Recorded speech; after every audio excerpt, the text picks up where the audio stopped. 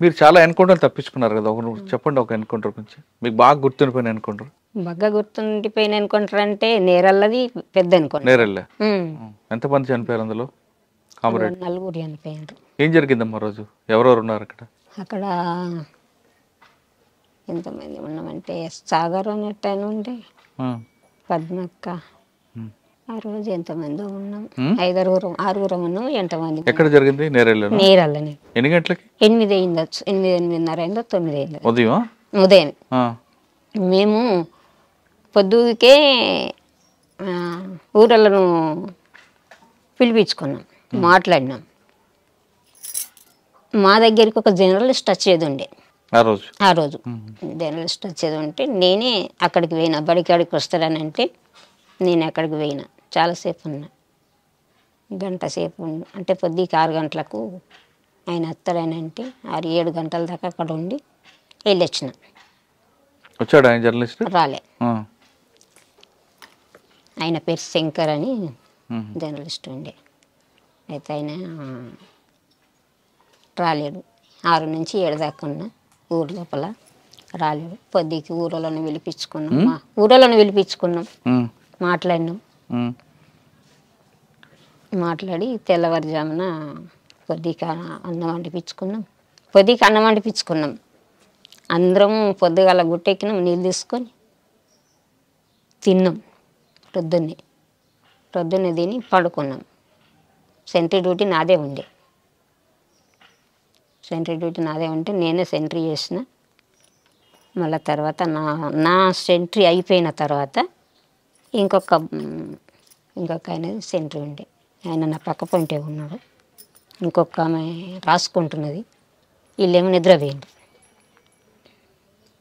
Laxman sentry duty నీదే ఎక్కువ అని చెప్పాను. ఇక అన్న వల్ల ఆయన సెంట్రీ ఎక్కిండు. ఆయన సెంట్రీ ఎక్కిన వల్ల ఈమె లేచింది, ఇంకొక ఆమె లేచి బయటకు పోయి వచ్చింది. ఆమె ఏదో టాబ్లెట్ వేసుకొని అక్క నువ్వురా బయటకు పోద్దాం రానంటే గిట్లా బయటకు వచ్చినాం. బయటకు పోయి వచ్చినప్పుడు ఏమీ లేదు అసలు. వచ్చి కూర్చుండి మళ్ళీ రాసుకుంటున్నాం. మేమిద్దరమే రాసుకుంటున్నాం. రాసుకునే టైంలోనే ఈ సెంట్రీ ఆయన ఏం చేసిండంటే, అక్క ఏమో సప్పుడు వినబడుతుందని అన్నాడు. నన్ను మళ్ళీ ఏం సప్పుడు అని చెప్పాను. మేము తుపాకీ పట్టుకొని చూసినాం. చూసేటలకల్లా వాళ్ళు ఫైరింగ్ ఓపెన్ చేసిండ్రు. మేము ఓపెన్ చేసినాం. కానీ వీళ్ళు పడుకున్నట్టుగానే దగ్గర దాకా, అంటే వాళ్ళు మొత్తం క్రవలింగ్లో వచ్చిండ్రు అనుకో. మాకు వాళ్ళ తలలు ఏర్పడినాయి, కానీ కూర్చొని ఎట్లా అంగి గిట్లా వచ్చినట్టుగా లేదు. దగ్గర దాకా వచ్చేదాకా ఏర్పడలేదు. అంతకంటే ముందే ఒక ఆయన అక్క వచ్చిండు. వచ్చిన ఆయన తోటి మాట్లాడినాం, పంపించినాం. ఆయన వేయిండు, పోలీసు వాళ్ళు వచ్చిండ్రు. వీళ్ళు మంచి నిద్రలో అయిపోయినరు వీళ్ళు. మేమేమో తెలతోటి ఉన్నాం. ఇవాళ పటాపట్ 3 దిశల నుంచి ఓపెన్ చేసిండ్రు. మేము తెలతోటే ఉన్నాం కనుక మేము ఓపెన్ చేసినాం. అప్పుడు మేము ఓపెన్ చేసి కొట్టుకుంటా మేము వచ్చినాం. ఇక మేము బయటకు వెళ్ళిపోయినాం. ఇక లోపల వాళ్ళు పండుకున్నట్టుగానే చనిపోయినారు.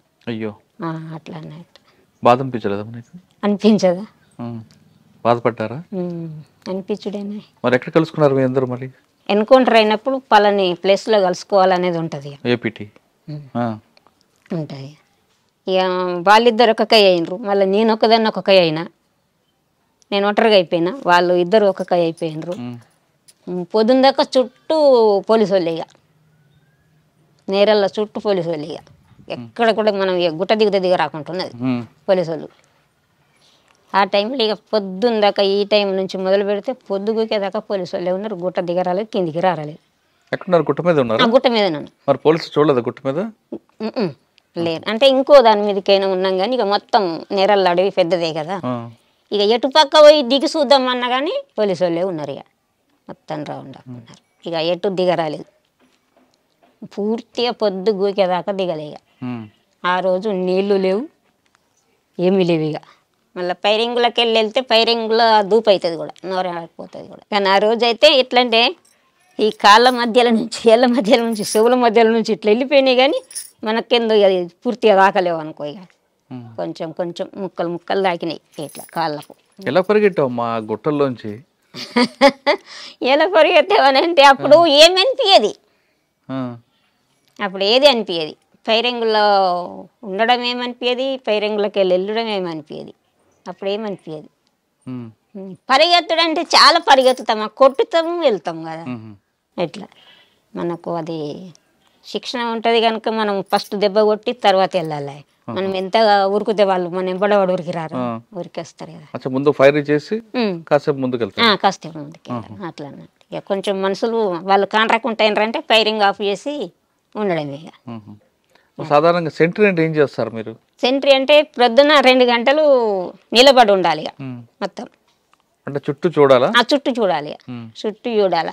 ఆ సెంట్రీ వేయడం కూడా నేర్పుతారు మన కళ్ళను ఎట్లా దింపాలా, కిందికి ఎట్లా దింపాలా, మీదకి ఎట్లా దింపాలి అనేది అది కూడా ట్రైనింగ్ ఇస్తారు. చెప్తారు కండ్లని ఎట్లా ఇక ఇట్లా ఉండాలి, ఇక ఇట్లా మొత్తం ఇట్లా మొత్తం ఇక కండ్లు దింపుడు కూడా ఉంటుంది అందులో ట్రైనింగ్లో.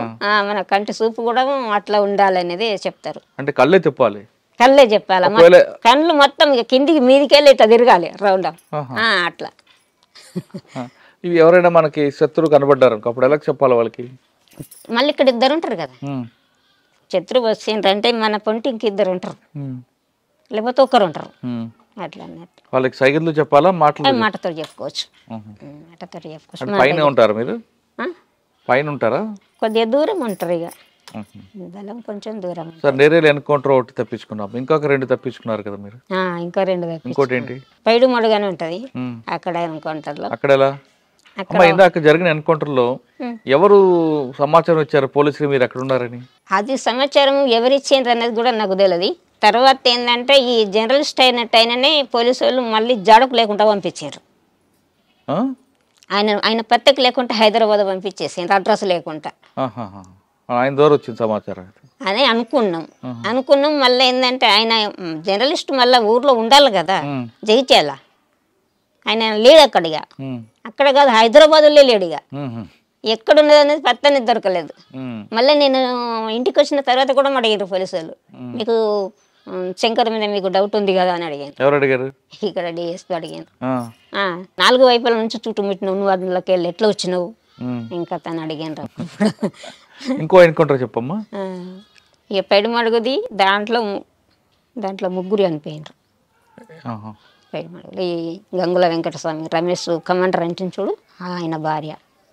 మీరు ఉన్నారు అక్కడ? అక్కడ మేము. అది ఎలా జరిగింది? అది మా దళంలో ఉన్న సభ్యుడిని ఇంటికి అంటే మాకు పరిచయం ఉన్న వాళ్ళ దగ్గరికి భోజనం చెప్పి రమ్మని తోలేసినాం. తోలేస్తే ఆయన ఏం చేసిండంటే ఆయన అంతకంటే ముందే పోలీసు వాళ్ళకి మారిపోయిండు. పోలీసులతో మారిపోయింది ఆయన. ఆ మారిపోయిన సంగతులు మాకు తెలియదు. ఆయనను పంపించినాం.